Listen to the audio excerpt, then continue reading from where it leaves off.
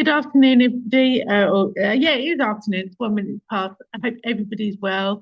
Thank you so much for joining, and an absolute pleasure to be with you all today. For those of you that don't know me, my name is Emma Goode. I'm the founder of digital marketing agency 24 Fingers, and today's session of Good Talk, I'm absolutely delighted to introduce you to Alison Clare.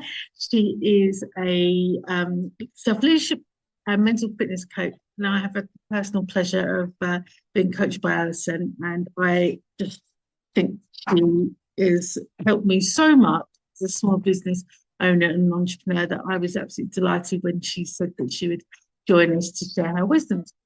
So I'm going to just do some techie bits. I'm just going to turn the sound off. That's it. And start letting people in. And I'm going to hand over to Alison, who's going to introduce herself. And then we will crack on. The session is due to last until 1 o'clock. I am recording it. So sit back, enjoy. Don't have to take millions of notes. It's still going to be recorded. And yeah, really looking forward to hearing Alison's wisdom. So over the last 10 years since I've had my business, I don't know about anybody else, but I genuinely thought that starting a business would be so linear. I would grow every single month. It would be absolutely fine. And the reality has been somewhat different. I've had a huge amount of kind of peaks and troughs in my business. And I think everyone will say that, but it just wasn't my expectation. I really thought that, I'd start business, month one, I'd triple my profit and all of that. And I know that one of the kind of things, we're good, brilliant. We're good. Almost, Emma, keep chatting. And I know one of the things that I've really recognised is that self-sabotaging and that kind of fear around entrepreneurship and wanting to grow and wanting to be really great, and then actually hurdles come in the way. And I think I personally have put in some kind of stumbling blocks along the way where I perhaps haven't grabbed all the opportunities with both hands. And I was chatting to Alison about kind of recognising the self-sabotage in my life and how to put in kind of habits to get over it and overcome it. So I'm really looking forward to Alison kind of sharing more tips and tricks and tactics if you are facing self-sabotage, if you are feeling overwhelmed, and if you are feeling fear. And I think as entrepreneurs, it doesn't go smoothly all the time. Let's be honest. Anybody that says it does, I would question that. But I guess the thing is about how you navigate those waves, because you're not going to win every single pitch. You're not going to retain every single client. And I know personally for me, Alison's help has been invaluable. So if you're good, Alison, take the stage. Thank you everyone for your patience. I don't know what was wrong with Zoom. It was just freezing when I was clicking it. So thank you everyone for joining us today. I'd like to kick off with a question. And that is, what is the number one challenge or stressor that you have in your life right now? And if you can take a moment to have a think about this, this might be in the arena of your business, it might be in the space of your wellness, or perhaps in your relationships. And whatever that is, if you feel comfortable, please pop it into the chat. So what is the number one challenge or stressor that you have in your life right now? And as any of these come in the chat, Emma, feel free to read them off so that those who have got the recording can get a flavour of what the session's been about. All good. So Lucy was kind enough to share that juggling being a parent of 2 young children and building business and finding time for herself is proving less than easy. I can relate to that, Lucy. Absolutely, absolutely. Anyone else care to share?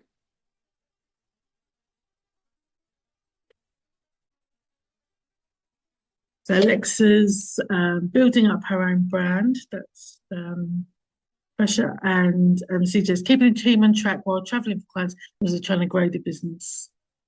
And get enough time on the horses in the farm as well, CJ.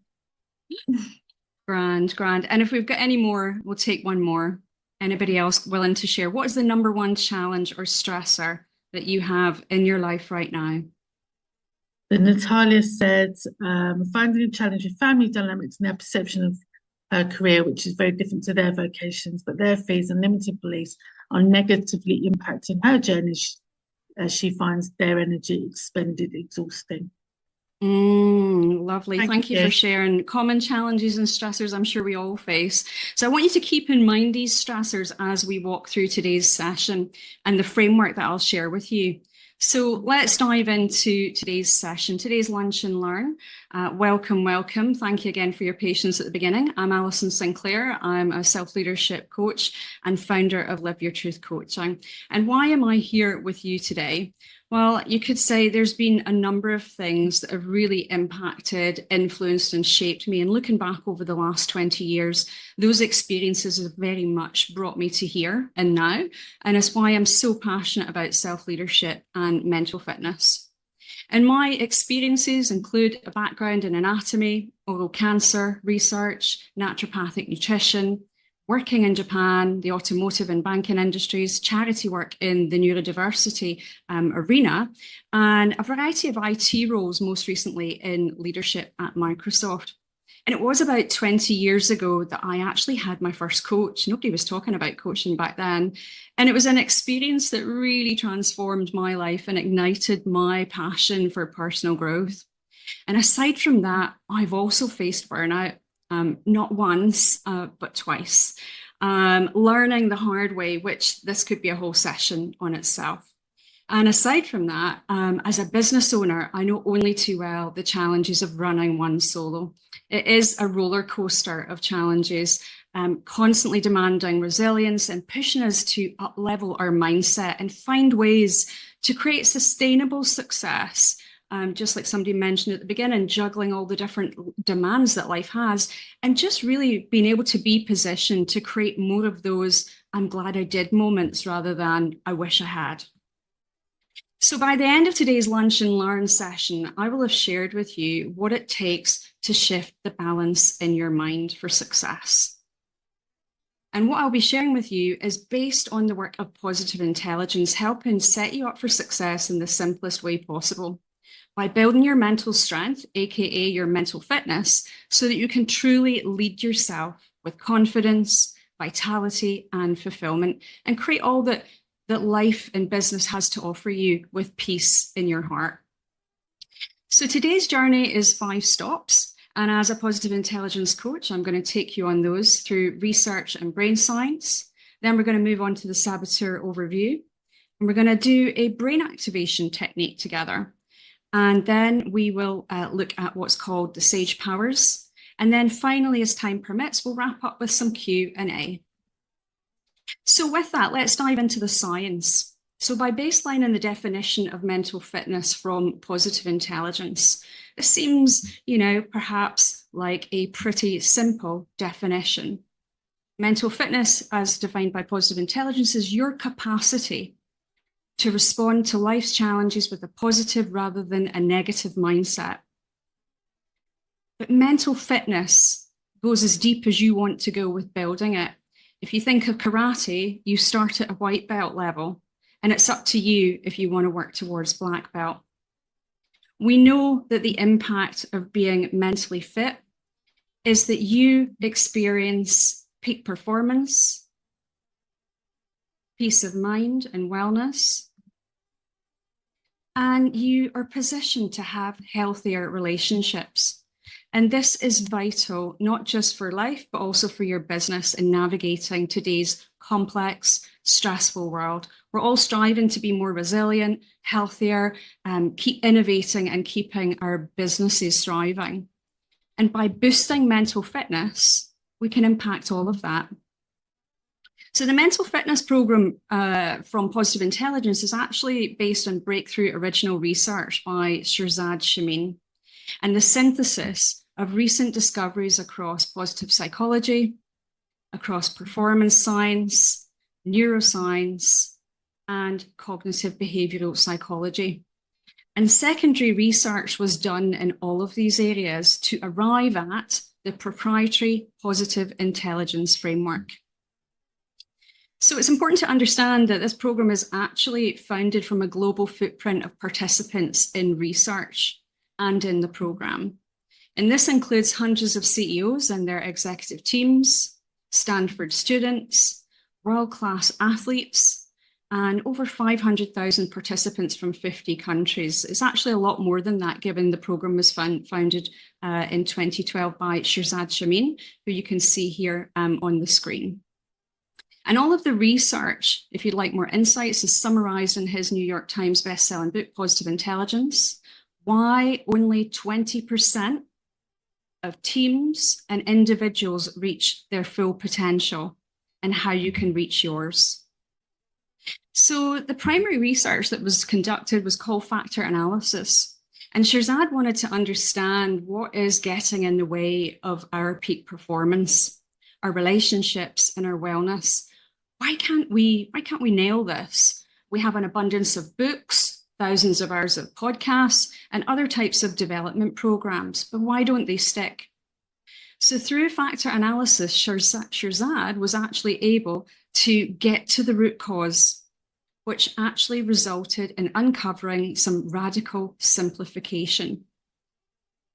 And as an analogy, if we think of an artist who has an easel or a palette with thousands of colors on it, at the root of that palette, all that artist actually needs is 3 colors: red, blue, and yellow, to make all the other colors. So the simplification is probably one of the most standout points of the program that delivers mental fitness. So what were the results of the factor analysis research, you might be wondering? So the results were that only 3 core muscles are at the root of mental fitness. Only 3 core muscles are at the root of mental fitness. And the first muscle is called the saboteur interceptor. And the second muscle is called self-command. And the third muscle is called sage. So, and this is what we're going to walk through today so that you'll understand what these muscles are, but also how you can strengthen these muscles. Starting the moment that you actually leave today's session. There's no need to wait. I'll share a simple 4-step process to help you strengthen and use all of these muscles to your advantage. So in terms of the brain science, what else do we know? Well, we know that in addition to the 3 core mental muscles that I've just shared with you, we have 10 negative thinking patterns, and these are called saboteurs. And we have 5 sage powers, which are positive thinking patterns. And the research shows that these live in different parts of the brain. Saboteurs, they live in the brainstem. You probably have heard of the amygdala, fight, flight, and freeze, in our limbic system, and in parts of our left brain. Don't get me wrong, the left brain has some good things going on for it too, and we'll touch upon this later. So in the brainstem, the limbic system, and parts of the left brain is where our saboteurs reside. And compare this to the sage, is located in our prefrontal cortex, where all of our executive function sits, where we need that every single day to just move through the day, make all those important decisions and take action. And the sage powers are also wired within the empathy circuitry part of the brain. The thing is about these saboteurs is that they're really sneaky. And what they do is they motivate you through negative emotions. You may have guessed that already from the image.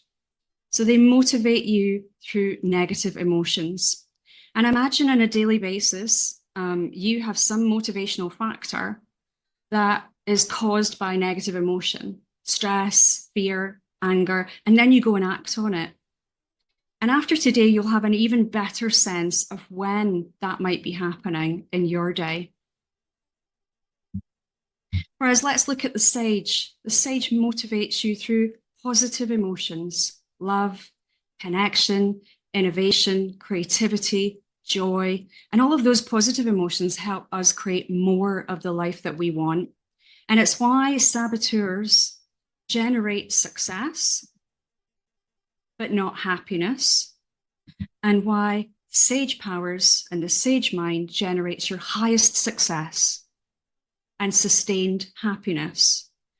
This is possibly the most important takeaway, to think about these different parts of the brain, the left and the right, the saboteur and the sage, how they motivate you through negative emotions and how the sage motivates you through positive emotions. And with that, and with those sage powers, you generate your highest success and sustained happiness. How many times have we gotten to a goal that we thought was the be all and end all?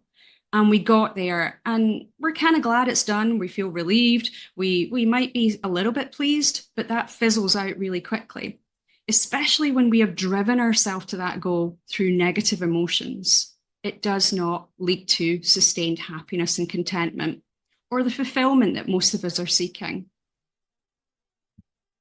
So today's journey, now that we've ventured through the brain science and research, it's time to actually talk about the negative thinking patterns, the saboteurs. But before we actually do, there's two really important things that I want to share with you. And I want you to keep in mind as we go through the rest of today's lunch and learn. And that is that the saboteurs lie to us every day, typically in the form of, you need me. You need me in order to be successful. And this is the biggest lie that the saboteurs tell us. And the second thing is that saboteurs are usually our greatest strength taken too far. Our greatest strength taken too far. So please keep that in mind as we go through the next part of the journey. As there might be times where you're thinking, oh, but isn't that a good thing, Alison? So keep in mind that the saboteurs lie to us through telling us that we need them in order to be successful, and that they're born out of your greatest strength taken too far. So first up, the saboteur that I'll share with you is the judge. And the judge is the master saboteur. I like to think of the judge as the fire starter. It really is the fire starter in so many respects, which hopefully you'll begin to see in a moment. So the judge saboteur is actually universal to all of us. And usually it's the booming voice telling us that, you're messing up, you're getting it wrong, you're never going to make it with this, who are you kidding? And for some people, this is really, really loud and can be the voice that actually wakes you up in the middle of the night. And it keeps you second guessing yourself every day. And for other people, the judge is kind of sneakier, kind of almost can feel like it's back here somewhere. And it's like maybe very quiet and whispery in your voice, in your head, feel like it's that voice behind you saying, don't speak up, stay quiet. They're never going to listen to you. They're going to figure you out. Ooh, imposter syndrome strikes up, right? So your judge has a powerful place in your life. And having started in childhood with good intentions of protecting you, keeping you out of harm, it comes from a good place. But as an adult, you don't need the judge anymore. Who would want to keep the patterns of your 5-year-old self in your adult life? So the judge is actually affecting you on 3 different levels. So these 3 different levels are, firstly, the judge of self. Something that is fairly familiar to us, having heard the terms inner critic, mind gremlins, and understanding what judging ourselves typically means.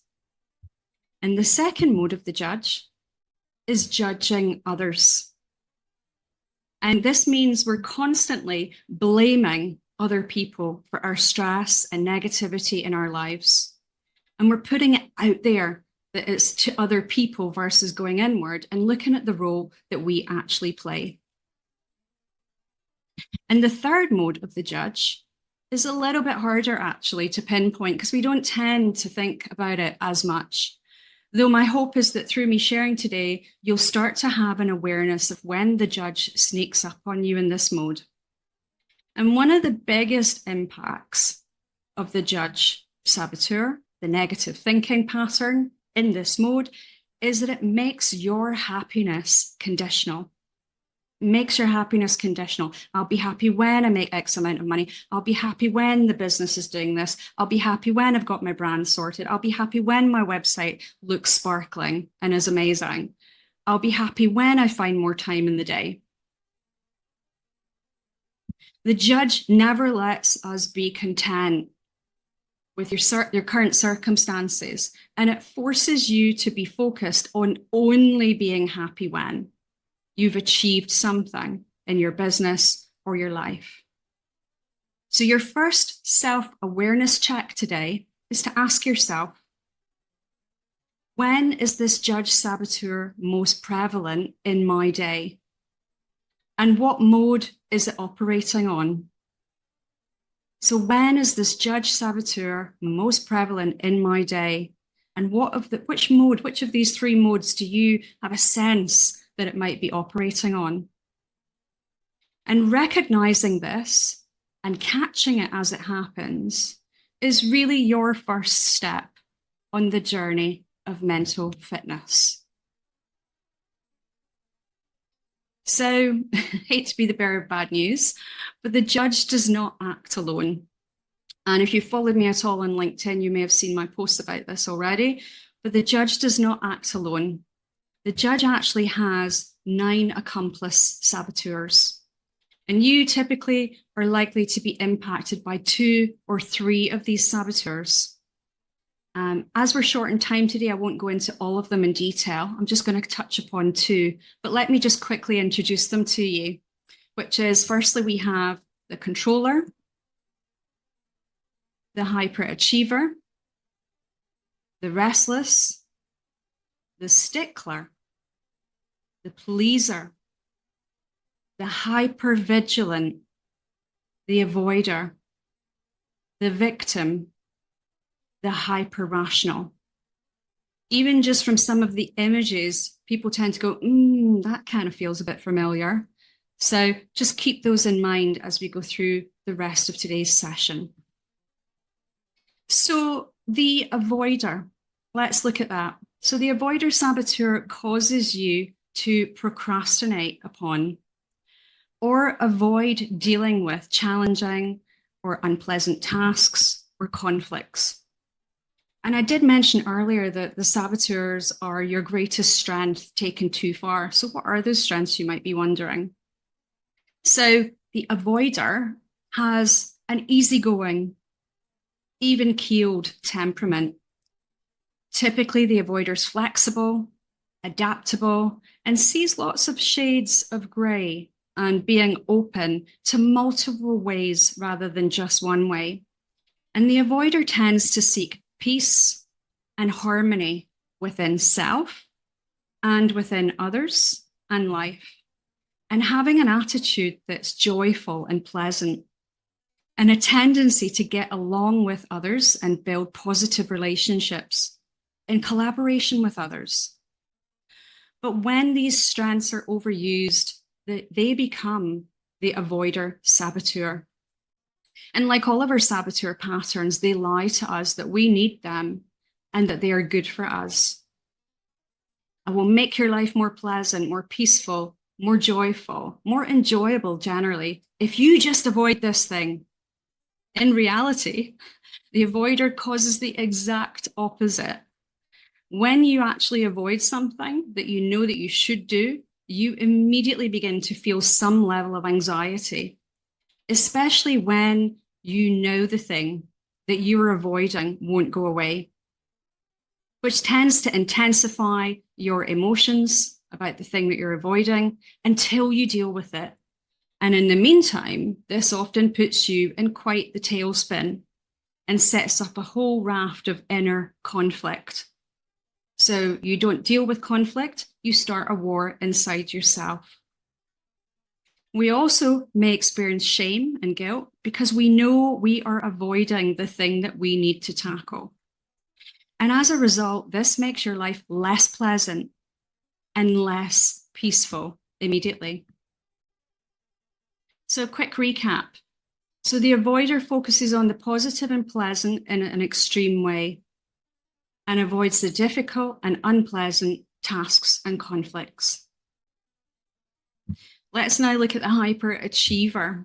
So the hyperachiever is dependent on constant performance and achievement, you guessed it. So there's no end to this perpetual quest to prove yourself worthy of love and respect. Now, the natural strengths of the overachiever are typically, as you've guessed it, achievement-oriented, driven, pragmatic, goal-focused, self-directed, and capable of inspiring yourself and others, not to mention continuous growth and, of course, achievement. And, you know, these are clearly very helpful strengths for living a productive life with meaningful achievement. But whilst being achievement orientated is helpful, being a hyper achiever is not. Because it takes achievement orientation to the unhealthy extreme. And the problem that the hyperachiever creates is that when your self-worth, your self-love, and your self-acceptance becomes conditional on your achievement, it can lead to an obsessive and anxiety-based chasing of the next and the next and the next achievement, and potentially a loss of balance in your life and workaholic tendencies. Burnout does tend to come to mind when I think about the hyperachiever. I wonder why. So in summary, you tend to experience a hyperachiever on the basis of conditional self-love.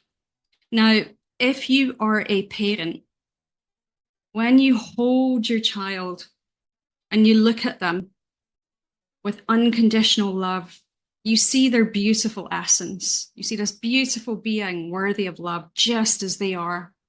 Now, you wouldn't tell that child, I can't wait until you perform. I can't wait until you achieve before I decide if I feel love for you. So why would you do that to yourself? So a quick recap on the hyperachiever: dependent on constant performance and achievement for self-love, self-respect, and self-validation. Highly focused on external success, workaholic tendencies. And actually, another part of this that's important to note is loss of touch with deeper emotional and relationship needs. So we abandon others' needs, others' emotions, our own emotions, because achievement gets to the top of the pile. Achievement is the leading factor. It's all the hyperachiever is focused on. So as we move on, a couple of questions for you. If you can pop in the chat again, I'd be so grateful to hear your thoughts. And I'd like to ask you your gut reaction to this question. And I'm going to ask you to please put in a yes or a no. No maybes, no it depends, a yes or a no to this question, please. Are negative emotions good for you? Are negative emotions good for you? What do you think, Emma? I want to say it's double-edged sword. Negative emotions are good for spurring on and knowing what to change, but consistent negative emotions, I guess, are difficult. This one's saying yes. Lucy's saying yes. Who else have we got in chat? So are negative emotions good for you? Your gut reaction. Sorry, Emma? CJ said yes. Natalia said no. So is it the yeses that are winning out? Yeah, at the minute. Yes. Anyone else care to share? Is it a yes or a no? I think we've got two yeses and one no. Alexa's a yes. So the yeses have got it at the minute. Oh, the yeses have it. Okay. Similar question for you then. You don't need to put this one in the chat, but please do think about this one. Is pain good for you? Is pain good for you? Have a think for a moment. Similarly, your first reaction, is pain good for you? I see some head nodding going along there. Okay, so time for the drum roll moment. So negative emotions, like pain, are helpful, but for 1 second as an alert signal. Like the image that you saw before with the hand in the hot stove, you're going to recognize that that stove is hot and likely painful immediately, and you're going to release your hand from the stove. So negative emotions are helpful, but only for 1 second as an alert signal. They tell us to pay attention. Similarly, stress, anxiety, fear that we experience, these are our signs. These are spotlighting us that something needs our attention. But the thing is, when we stay in negative emotion for more than 1 second, that is actually our saboteur getting activated. Our judge and our accomplice saboteurs are showing up and getting in the way of our wellness. And this is where, without realizing it, when we stay in negative emotion for longer than a second, we are being sabotaged. We're being hijacked by negative thinking patterns. So this is our first muscle, your interceptor muscle that I showed you earlier. This is your first mental muscle, the first of 3. And through awareness of your emotional state, you can catch this. You can grab it and go, there it is. Oops, I'm in negative emotion. Or you can call it unpleasant emotion, however you like to relate to it. But the key thing is to build your ability to notice that negative emotion, that you're in it for longer than a second. Catch it in your awareness. Catch it.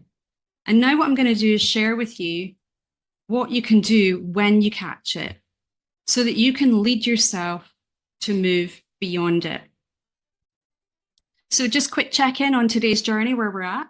So we've done the research in brain science, a quick saboteur overview, and now we're going to move into the brain activation technique. So positive intelligence calls these PQ reps. And so what I'll do is I'll tell you a little bit about these, and then I'll invite you to do one together with me. So PQ, what does it stand for? It stands for Positive Intelligence Quotient. Much like the other intelligence measures that you're likely familiar with, such as IQ and EQ, emotional intelligence. And so these PQ reps are about getting yourself into the sensory experience in bits of time that can be as short as 10 seconds or up to a few minutes. And what we're actually doing is we are disconnecting our negative thinking patterns and shifting ourselves to a place where we can access positive thinking patterns. And I'd like to invite you now, if you're up for it, to experience 1 or 2 of these fundamental elements of positive intelligence's system, the PQ rep. So you've been listening to me now for just about 30 minutes, and we know how attention spans are. So just take a moment to reset yourself in your chair. Just make sure that you're nice and supported by the back of your chair, that your legs are uncrossed, and that your feet are flat on the floor. And if you'd like to join in with me, please do. So I invite you to take a few deep breaths and notice the rising and falling of your chest or stomach with each breath. So inhale through the nose and long exhale out through the mouth. So let's start together. Inhale through the nose and out through the mouth. Inhale through the nose and out through the mouth. And as you take that nice inhale, just notice with your mind's eye the rising and the falling of your chest or stomach with each breath. So nice inhale through the nose and breathe out through the mouth. Noticing the rise and fall of your chest or stomach with each breath.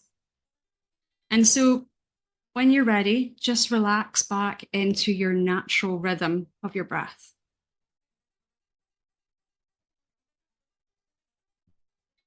So this was one of the simplest PQ reps.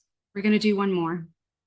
So now I invite you to take my dyslexic brain had the names of these round the wrong way, so hopefully I'll get it right today. So take your thumb and your forefinger, and like the image, gently rub the fingertips against each other with such attention, not tension as in tight, just in case of my accent, but attention. So gently rub 2 fingers against each other with such attention that you can feel the fingertip ridges on both of your fingers. So just take a moment to bring your attention to the fingertips. Rub them together and notice the fingertip ridges on both of your fingers. And notice any texture changes from one area of your fingertip to another. Bring your attention to your fingertips. Noticing those ridges and any texture changes as you do so. So congratulations, you just did your first PQ reps. And just like you can exercise your physical muscles in the gym on a variety of machines and equipment, there are a variety of sensory PQ reps that you can do that includes visual, touch, movement, sound, breath, and more. And the idea is that you get yourself into a full sensory experience, so that you can disconnect from your negative thinking pattern and instead activate the positive thinking pattern. With all the brain science that's out there, this isn't talked about enough. Our neural pathways are pre-wired. They're pre-wired to go to that negative thinking pattern. And we need a way to disconnect. We need a way to disconnect so that we can strengthen the pathways to our positive thinking patterns. And PQ reps, this is one of the smallest, simplest, easiest PQ reps to get on board with, is just the technique that helps us bridge that gap. So if you're someone who does meditation, you might be thinking, oh, this is like meditation. Well, meditation is a form of a PQ rep taken to the most basic level. And if you imagine, you could be in the middle of a stressful situation, you could be doing tactile. There's numerous tactile PQ reps with your fingers under the table, and no one would know that you're commanding your mind to settle. Whereas with meditation, you're typically having to go into a quiet space for 5 or 10 minutes at a time with your eyes closed. And the beauty of the PQ reps is that you can do them in a moment, eyes open, for as short as 10 seconds at a time. So that is your brain activation technique, and that is how you build your second mental muscle, your self-command muscle. And what this does is it quietens the saboteurs and helps you activate your sage so that you intercept that saboteur, and then you build your self-command muscle with PQ reps. And what that leads to is your sage powers, building your sage powers, strengthening those sage powers. And the sage operates, the sage actually lives in the brain, in the areas associated with positive emotions, peace and calm, clear-headed focus. Who doesn't want clear-headed focus, right? Daily, we all want clear-headed focus, creativity, and big picture. And the sage operates from a perspective that every outcome or circumstance can be turned into a gift and an opportunity. So that even the greatest challenges that we face in our lives can be turned into a positive opportunity.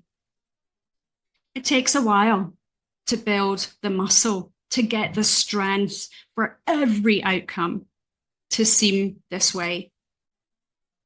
But over time, as you strengthen your mental fitness, you decrease the hold of your saboteur patterns and you increase the strength of your positive brain pathways, and it becomes more and more possible. So, question for you, I guess a way to build this up, this idea of every situation being able to be turned into an opportunity and a gift, is, let's just say, you know, you're working on a project and everything seems to be going wrong. Mistakes are being made right, left, and center. There's a disconnection in the communication between the parties that are involved. Mistakes are being made. There's a complete disconnect. And instead of things being smooth and orderly, things seem frantic. So the question to ask yourself is, which perspective is true? Is it the saboteur perspective? That this is bad, bad, bad. This is, I'm going to fail. The business is going to fail. It's all terrible. My reputation's at stake. It's awful. This is so bad. Or is it the sage perspective that this is a gift? I'm going to learn from these mistakes. I'm going to make my processes even better. I'm going to manage these projects so well after this, and we're going to have even better outcomes. So ask yourself, which perspective is true? Is it the saboteur or the sage? And the answer, which you may well have already guessed, is whichever you believe becomes true. Whichever you believe becomes true. And right now, as we are here in this session today, your brain will likely be pre-wired to believe that this is bad, and that what we're wanting to do through mental fitness is strengthen your sage so that you can see that challenge as a gift. I work with people who are struggling with self-sabotage on all levels. And if you're thinking about self-sabotage here, we would call this a self-fulfilling prophecy. Whichever you believe becomes true. So now, I mentioned earlier, there's some really good things about the left brain.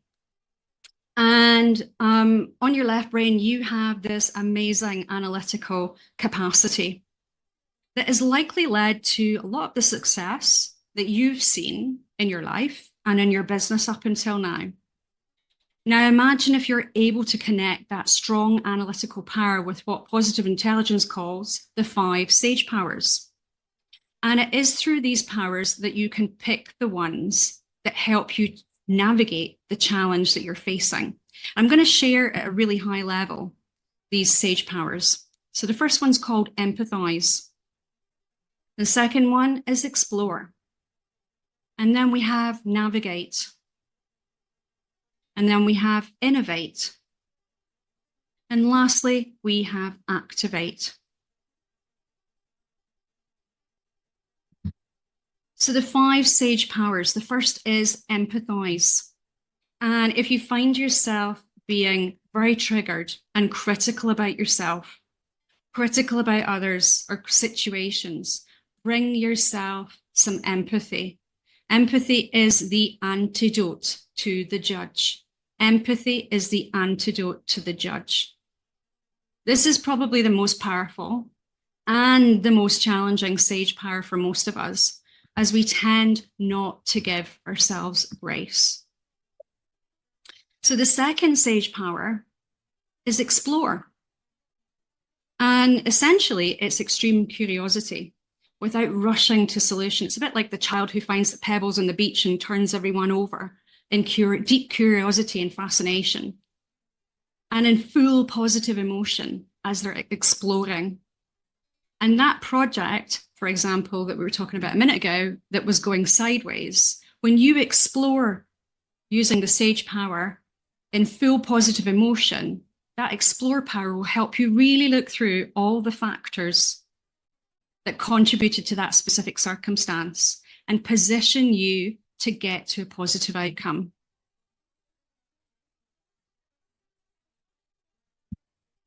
Next up, we have navigate. And it's likely if you have a business and that you're here because you do, that you are driven by your purpose. And it's asking yourself, this navigate power is asking yourself at the end of my life, looking back, what truly matters? And you can ask yourself that to help you uncover and frame your values. And you can ask yourself this in the heat of the moment, in the heat of stress. What is actually worth worrying about? What is actually worth focusing on in this moment? And we tend to find that we are stressing about today, what we're stressing about today, isn't going to matter in the long run. The next sage power is innovate. And one of the ways that we use innovate power at Positive Intelligence and when we're building our mental fitness is recognizing that the people that we are working with are always 10% right. So if you're in a conflict or a relationship or you're stuck, an ability to brainstorm and identify what you like about what other people are saying and use it and add to those ideas is a pretty powerful pathway that you can take. So for example, in an innovation or like a brainstorming session, is taking this innovate framework when somebody shares their idea with you, and then you go, what I like about that idea is X. And actually what it has me thinking about or what it's highlighted for me is Y.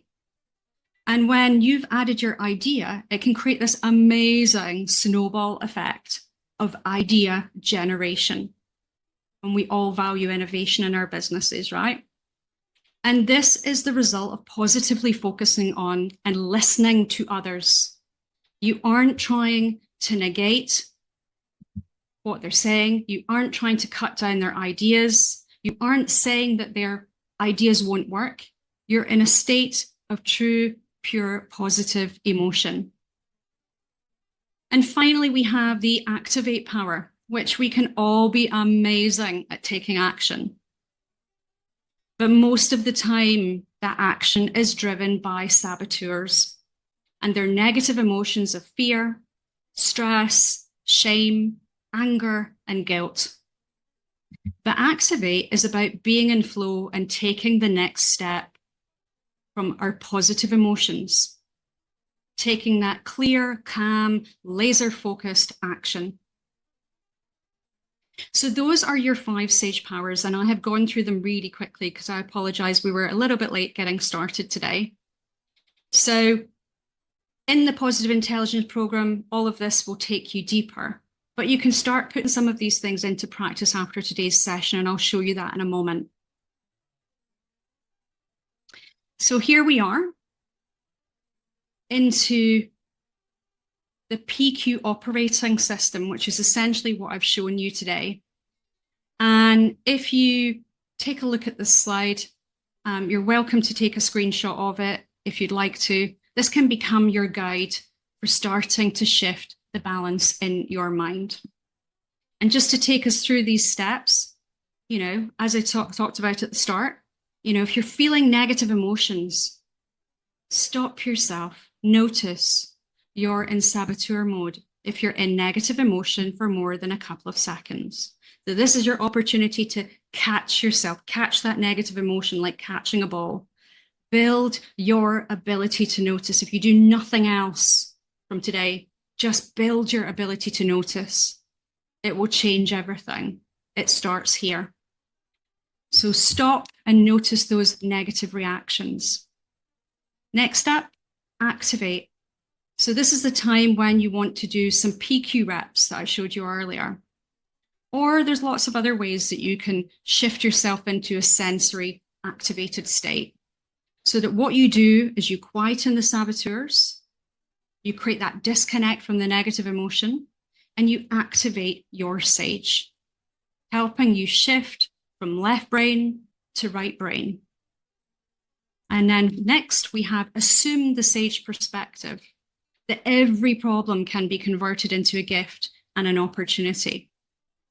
And then finally, we have generate the gift by using the 5 sage powers of empathize, explore, navigate, innovate, and activate. So feel free to take a snip of that if you would like to take that from today. And we're almost there, so thank you for staying with me, folks. So what would be different if you were able to be more in command of your mind? I'd just like to ask you to ponder that. If you want, and you've got paper in front of you, perhaps take a moment to write down what would be different if you were able to be more in command of your life by being in command of your mind. What difference would that mean for you?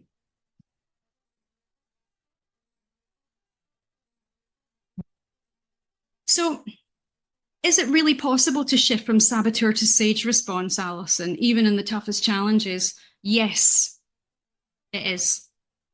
But the speed and the depth of the shift that you're able to make, understandably, depends on the mental muscle strength that you've cultivated. You don't go into a gym, first day in a gym, and pick up the heaviest weight on day one. So it depends on the muscle strength that you have to build. And if you haven't built it before, it will take you a little bit of time, but it is all completely possible. And what do we know about lasting positive change? What's required? So the science shows us there's actually 2 key components. 20% of lasting change is made up of insight. It's sessions like this, reading a book, doing a course, listening to a podcast. Insight is wonderful, but when you actually stop at insight alone, anything that you learn will quickly fade. It might last a week, maybe a month if you're lucky, but beyond that, you will forget. So 80% of lasting change is about building the mental muscle. It's about doing a daily practice where you are truly retraining your brain from being in that negative automatic response to a positive automatic response. And this is what the science shows us, that it takes 15 minutes a day for 6 to 8 weeks for the balance in your mind to shift. And this can be seen on MRIs, etc. Lots of white papers, research around this. So if anybody's interested afterwards, let me know. But by decreasing the strength of those automatic negative patterns that we are all pre-wired for, because our brain's highest goal is survival, it's not happiness. It's survival, not happiness. We have to change the balance in our mind. And strengthening those positive pathways, taking you to the positive region of your brain, requires success and daily commitment. So is mental fitness relevant for you? Well, according to the National Institute for Mental Health, 72% of entrepreneurs face mental health challenges, far more than 48% of the non-entrepreneurs. And the challenges run far and wide, provoking plenty of negative emotions that give our judge the ammunition to activate that sabotage mode. And mental fitness represents your ability to use your cognitive and emotional resources to handle the challenges of daily life. So being mentally fit can increase your ability to cope with certain mental health challenges. And you can think of mental fitness training as hitting the gym for your mind. Mental fitness training will sharpen your focus, your creativity, and improve your problem-solving abilities. And here are just some of the results that some of the participants have experienced in the program. The program is actually shared with companies and individuals, but you can see these numbers are not small when it comes to performance, well-being, and strengthening relationships. And here's just some of the companies, for example, that have taken advantage of mental fitness and building that to build their performance and their lasting, sustainable success. So with that, I hope today's Lunch and Learn has been interesting for you and it's got you thinking about the shift in your mind for success. And if you'd like to learn more about me and we're not already connected on LinkedIn, please do feel free to drop me a line. And if you like to get to know me a little bit better, check out my posts and my profile. Access my newsletter, Elevate Your Inner Game for Success. And of course, you can check out and read more about me and my background on my website, Live Your Truth Coaching. So with that, thank you, everyone. I think I've almost managed to squeeze it in. So I know it was a little bit of a whistle-stop tour. So thank you, everyone. Thank you, Emma. Oh, honestly, you were absolutely brilliant. So much jam-packed knowledge that you were able to share so generously. I really appreciate it, Alison. And I really love the thing about, little and often 15 minutes, because sometimes, oh God, it's going to take hours. I've got to sit myself in a kind of dark room and separate. It's not about that, is it? It's about that kind of daily repetition when you're in the thick of it, when you just had an email that's going to push you off the cliff, about taking that 1 second and go, I'm going to reflect on how I'm feeling right now. And I hope everybody can attest and see why I value Alison's coaching so much. So thank you again, Alison, and please do connect with Alison on LinkedIn. She does great posts, great content, great newsletters, and I'm sure you'll get some practical insights that you can implement straight away. So thank you very much, everybody. Kim, I hope you're feeling better. I just saw Kim's note in chat. I hope you're feeling better, Kim. I will send out the replay to everybody so you can rewatch it. And yeah, absolute pleasure. Thank you so much, Alison. Thank you. Everybody for taking the hour. I look forward to no problem. Thank you. If anybody's got any questions and wants to hang around, you're welcome to do so for the next 5 or 10 minutes. But if you have to run off, thank you again for your attention and participation today. This was awesome. Thank you guys so much. Oh, pleasure, CJ. I'm really glad you were able to join. Lovely to see you. Thanks, guys. Thank you. Cheers.